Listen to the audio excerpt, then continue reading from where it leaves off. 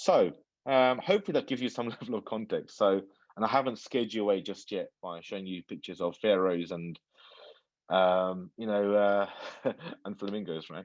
So as I mentioned before, cycle times, which is up here somewhere, um, yeah, is really a key. It's one of the key indicators around metrics. So, what is this thing, and what am I showing you right now? So, this is called a scatter plot, and this is a. I'm going to share with you a case study, a story about a team that I actually work with. And this is true story. No pets or flamingos were harmed. I promise on that process. And this is a scatter plot. A scatter plot is a projection of all the cycle times, i.e., all the total elapsed times of stories in this context that a given team has completed over a duration of time. So at the bottom axis, you can see completion date from ascending order. I can't show you the dates for obvious reasons. And you've got the cycle times on the left-hand side, so you can see how long it takes for this team to complete a particular story or a feature, right? And it's quite powerful because a team can look at that data, or you can look at that data, and you can start to make some, very, very clear, you know, judgments about this team already, right? You can say, for example, that 85% of the time, this team takes, 10 days or less to get a story done, right? 85% of the tickets, meaning out of 100 stories, 85 stories take less than this time or that time.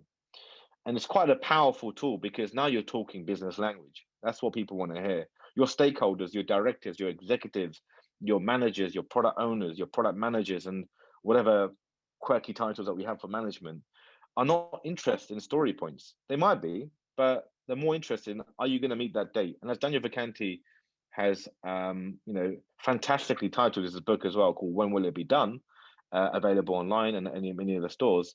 That's what people are really interested in, right? We want to be predictable.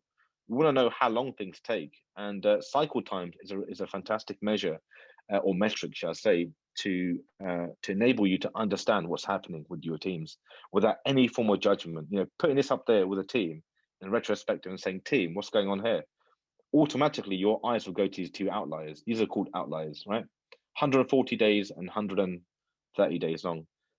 Believe you or me, these two stories, one of the key reasons why they took 140 days or 130 days, which is almost what, from us, right, about 4 or 5 months, right, something like that, because they were dependable on one or two people. And those one or two people were not available in the team because guess what? They were context switching across three different Scrum teams or two different Scrum teams. And so it took them almost, you could say, 14 times. If the 85th percentile is 10 days, i.e., 85% of the time it takes 10 days, right, to get things done, this took 140 days. It took 14 times the amount, right, just for one person to context switch or two people to context switch. So it just shows you the power of visualizing this particular chart is quite profound. So what's the next one? You can always use the scatter plot with this highlighted thing. So, there's many tools out there. I won't mention, any particular ones, but there's Agile, Kanbanize, and many other, Kanban style metric tools that do this already. But then you can add a feature in this tool, and you can say, well, show me all the stories that were actually blocked any given time for more than one day. And then you can say, see a story here, right? So these were blocked before, therefore, clearly the cycle times are going to be far more higher, right? But these two were not blocked because the team never blocked it, so therefore they never knew about it. And you can start to create policies in your teams about blocker policies and blocker clustering. For example, if we're blocked for more than one day, what should we do? Well, escalate to product owner, etc. So cycle time is a very powerful metric in this context.